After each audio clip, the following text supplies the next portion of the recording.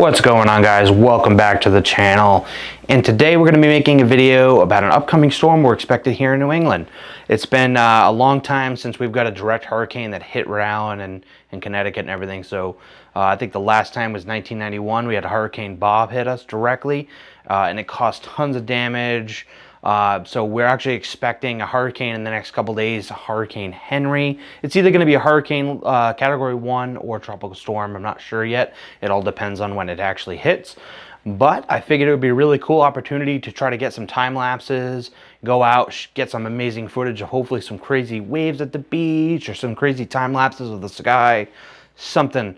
It should be pretty cool since we don't normally get crazy weather like that here. We do get a lot of snow and stuff in the winter, but as far as hurricanes, most of the time we get like the remnants and we don't actually get hit direct from it coming from the ocean. So we're gonna actually take off, we're gonna pack the bag, and today we're actually gonna head out to the Cape and try to get some amazing footage.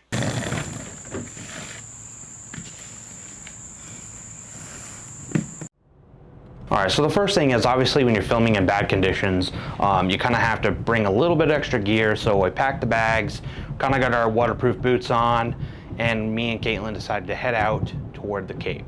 So we were kind of bringing hurricane gear, things like that, waterproof casing for the camera, just in case we got rain or if it was really windy and sand's kicking around. First thing I want to do is make sure that I protected the gear as best as I could and hopefully get some amazing shots.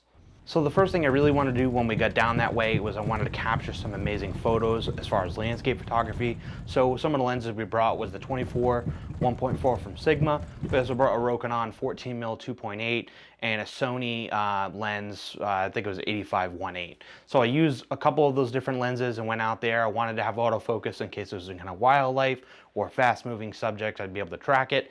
And we went out with a pretty minimalistic style gear. We brought the external monitor and stuff as well, and we were hoping to get some cool shots because the storm clouds were really cool. It was very dark and moody sky, so we wanted to capture some amazing shots.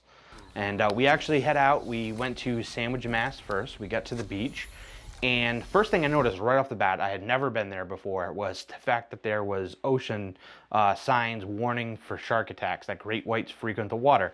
Not used to that. I live in the city most of my life in Rhode Island. Great whites is not something we have to worry about too much.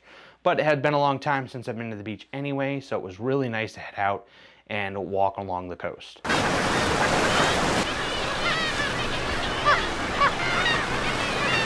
Caitlin and me went here. She's been here a couple different times, but it had been a while since she came. So she showed me the spot, and they had this cool like little walkway bridge thing, and I kind of used that as a subject for a couple different photographs.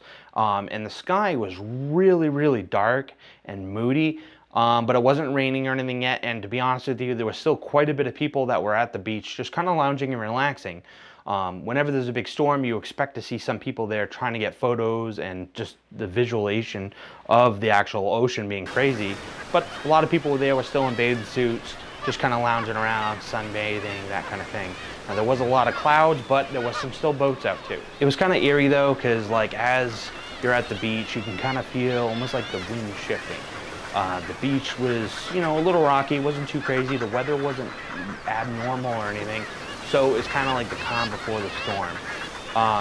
After we kind of wrapped up there and got some different shots of some of the birds and some different landscapes and stuff, we decided to head out to Buzzards Bay, and we went to go get dinner.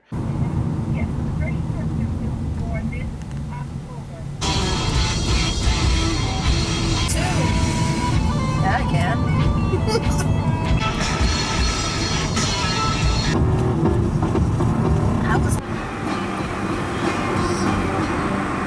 Me and Caitlin hadn't eaten like all day, so we went to one of our favorite places, Mezzaluna. We had been there before on a previous date. I probably haven't in a couple different vlogs, but we went down, we decided to get some nice Italian food.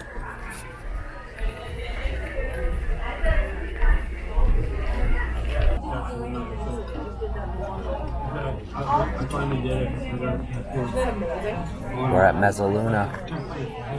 Alright guys, so we just ate. Food was delicious. We're gonna head out and we're gonna go drinking with Caitlin's ma. Me mom. Your mom, grandma money bags. And we're gonna head out in just a minute. And then we decided to head over to the canal, which was over by the train bridge. and sun was starting to set. There was some beautiful color in the sky, so we decided to try to film some different stuff of people fishing and, you know, basically boating, and we tried to get some of the nice shots with the nice color of the sunset, and it was really, really beautiful out at that time. There was still a ton of people out at the bike path. There wasn't like anybody kind of like, it didn't give the vibes of an impending storm. Everyone was kind of out riding bikes, kind of, the bike path was really busy, and the canal always has people fishing and stuff. So that was pretty cool. One thing that did happen that was kind of interesting is, you know, the canal shifts every day to go in and out depending on the tide, and there was a ton of fish. You see like the boiling water of all the fish jumping, all coming up the canal. And yeah, that's gonna happen. Your fish are gonna go in and, you know, in the day in and day out, but this is pretty wild, so I assume that's because of the storm. The fish know, the animals know, they know when something's coming, and they go and they usually seek shelter. So that was pretty cool. After we wrapped up at the canal, we actually went over to another local place over there, and we met up with some different family there. We got to play some pool. I got to play some pool with Caitlin's sister. Her mom kind of met up with us, and her father came later on, and we just had some drinks and sang karaoke and had a good time. So that all in all was a really fun experience.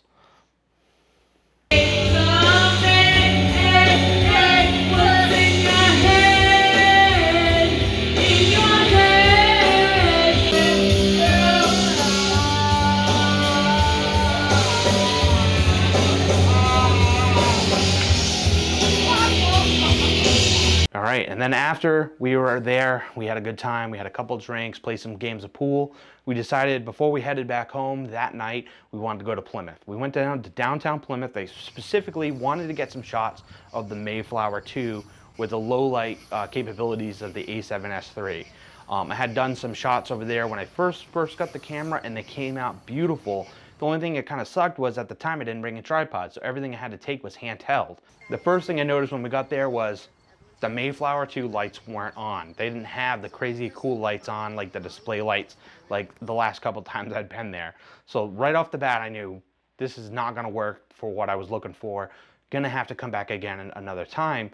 But I figured while we're already over here, we already drove all the way over, let's get some shots, let's get some footage and see what the A7S III can do as far as low light. Especially the one thing that was really stood out to me and was very odd is right on the waterfront, you see all the boats docked, everyone's, you know, hooked up to their moorings, and the water was just like glass. Super, super still.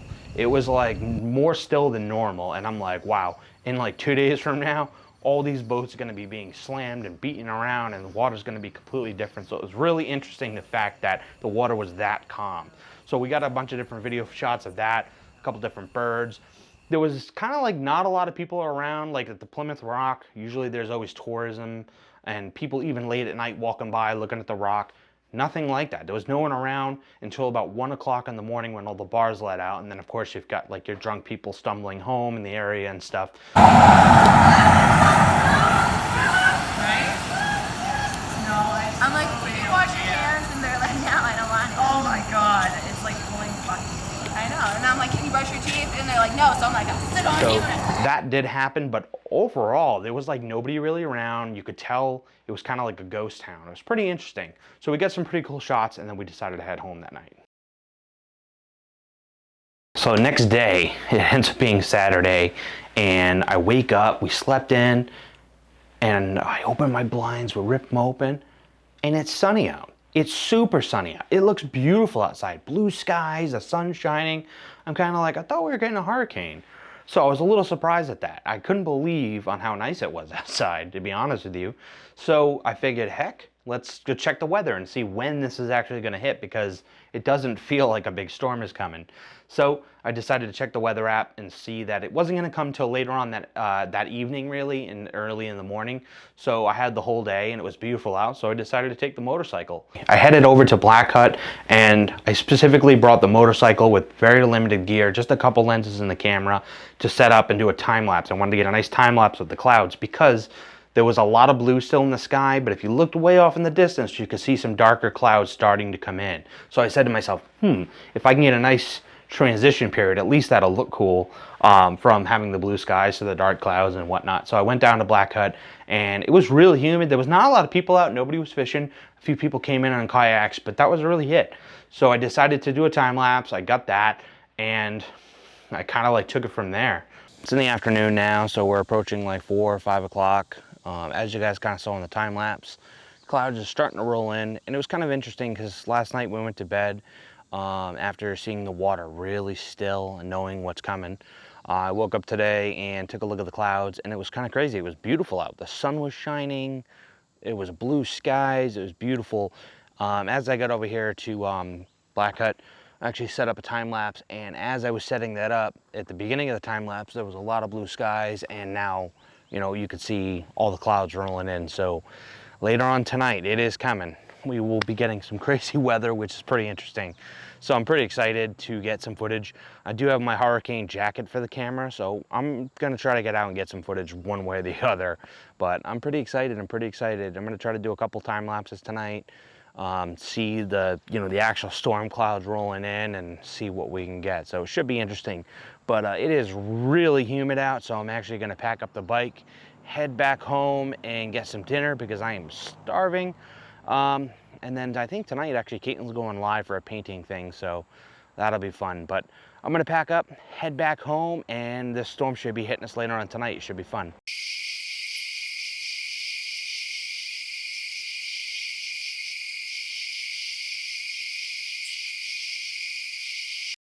Next morning, day of the storm hits. We wake up, the first thing I notice is, all right, there's a couple down branches, but nothing too crazy.